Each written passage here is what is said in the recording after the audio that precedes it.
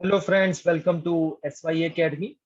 Friends, हम video के last lecture में पहुंच गए हैं और जैसे आपने मेरी अगर प्रीवियस वीडियोस देख रहे हैं तो मैं इसमें टाइमलाइन डिस्कस करता हूँ थोड़ी डिटेल में। तो चलिए वही बिगिन करते हैं। तो ये टाइमलाइन जो है दोस्तों, ये 1857 रिवॉल्ट के आसपास जो चीजें हुई हैं और उससे रिलेटेड जो चीजें हुई हैं उसको लेकर है, राइट। तो ठीक है, बिगिन करते हैं।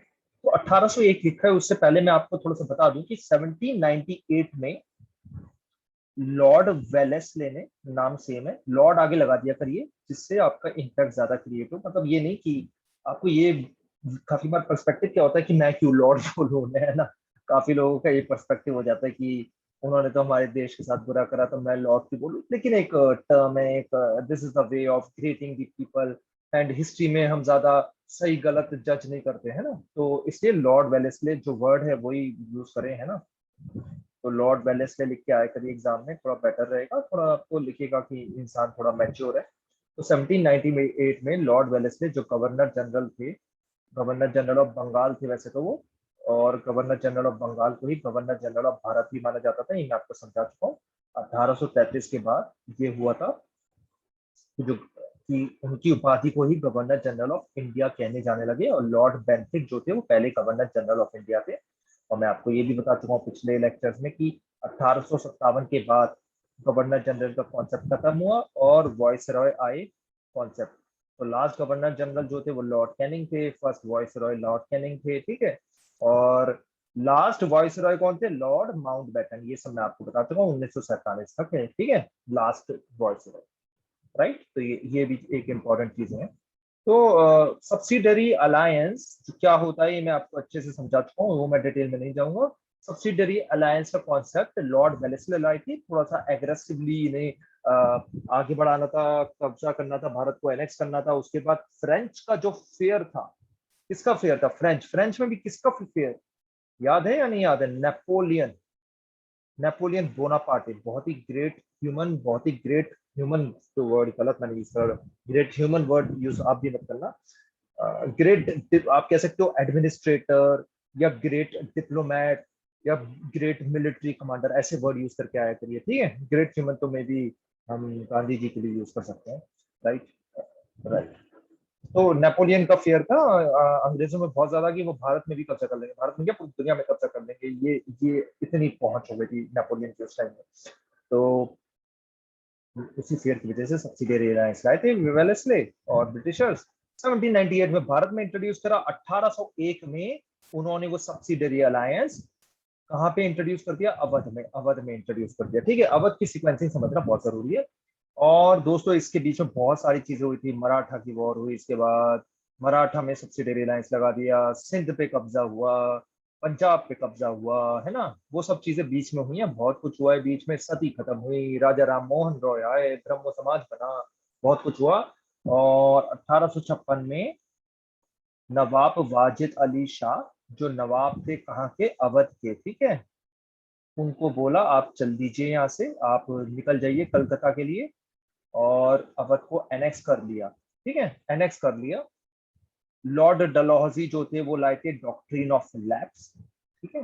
डॉक्ट्रिन ऑफ लैप्स का कहने का मतलब ये था कि अगर आपका लड़का पैदा नहीं होगा तो आपकी जो स्टेट है उस पर हम कब्जा कर लेंगे। लेकिन नवाब वाजिद अली शाह की एक गलती थी कि उनके खूब सारे लड़के थे, ठीक है।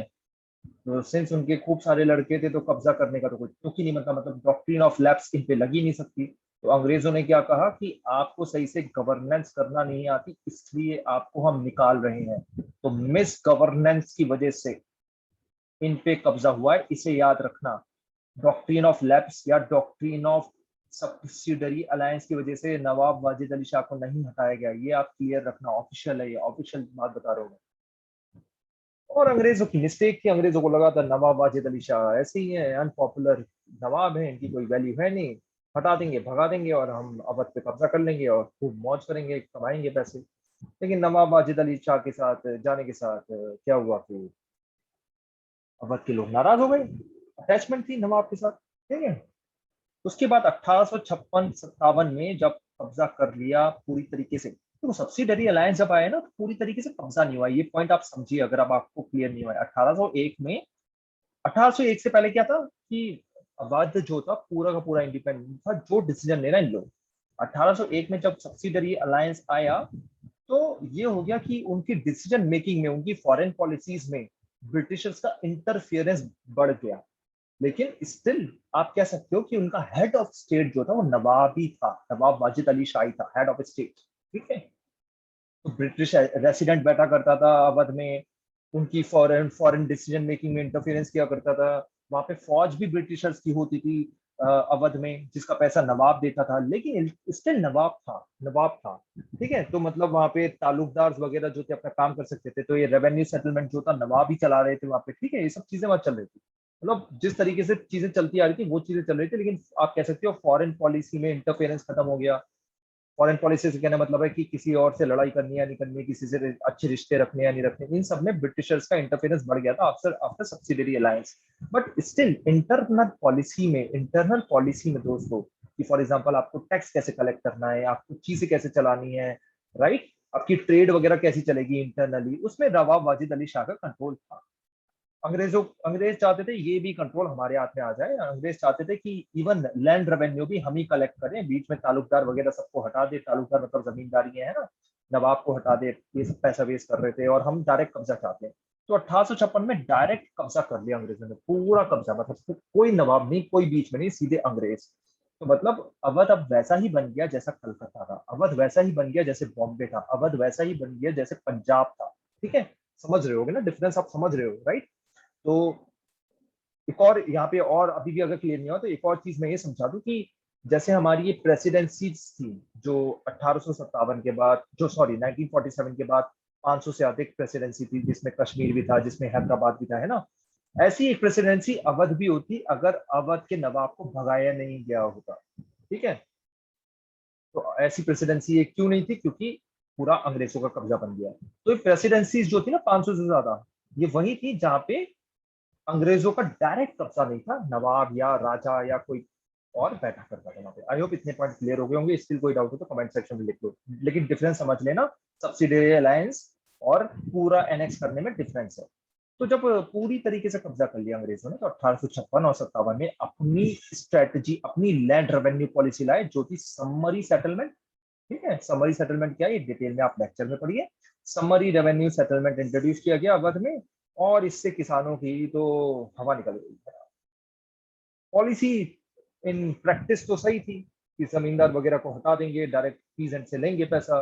लेकिन असली में क्या हुआ, असली में समरी सेटलमेंट से दोस्तों क्या हुआ कि ब्रिटिशर्स का रेवेन्यू तो बढ़ा, ब्रिटिशर्स का रेवेन्यू तो बढ़ा, लेकिन पीजेंट्स को टैक्स भी ज्यादा देना पड़ा।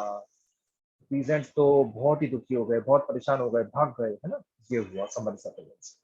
तो ये सब चीजें थी। इसके बाद 1857 में दोस्तों रिवॉल्ट हुआ। डेट याद रखोगे आप, 10 मई की म्यूटनी सबसे पहले स्टार्ट हुई कहां पर, मेरठ में। कलकत्ता में नहीं हुई, बैरकपुर में नहीं हुई, कहीं मंगल पांडे वगैरह मेंशन करते हैं यहाँ पे किसी कुछ, क्योंकि सीरियल वगैरह देखते रहते हैं लोग और इधर उधर से देखते रहते हैं, तो थोड़ी सी कुछ गलती कर देते हैं।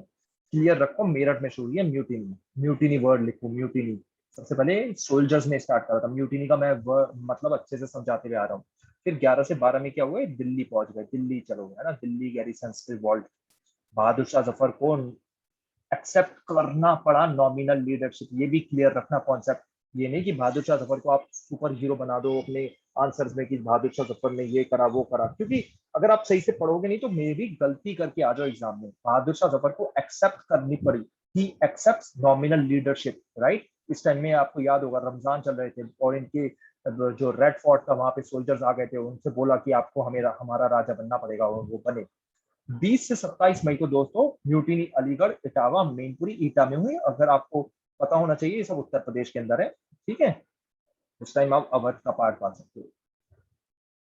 30 मई में लखनऊ में राइजिंग स्टार्ट की। ये तो सेंटर हो गया अवध का, सेंटर है अवध का, राइट, सेंटर है 30 मई को। एग्जैक्ट डेट अगर याद नहीं हो तो कोई बात नहीं है, लेकिन अगर आप जैसे उत्तर प्रदेश पीसीएस का एग्जाम देते हो तो ये याद रखो, और अगर 12वीं के स्टूडेंट हो तो डेट बिल्कुल याद रखो। ठीक है, एमसीक्यू में पता नहीं क्या पूछ रहे हैं, एक दो ट्रिकी क्वेश्चन भी होते हैं ना, वो ये में भी पूछ, कोई बड़ी बात नहीं है। आप मेरा लेक्चर बार बार देख लेना, डेट से आप लेंगे। मई जून में दोस्तों म्यूटिनी जो है जनरल रिवॉल्ट में बदल गई। इसका मतलब समझो कि यहाँ तो सिर्फ सोल्जर्स लड़ रहे थे, लेकिन अब जो है लोग भी साथ हो गए हैं सोल्जर्स के, ये डिफरेंस है। 30 जून को British suffer defeat in the battle of Chinhat. Battle of Chinhat किस जगह पे हुई, ये कमेंट सेक्शन में लिखो। बैटल ऑफ चिनहत किस जगह पे हुई, ये कमेंट सेक्शन में लिखो और डेट याद रखो 30।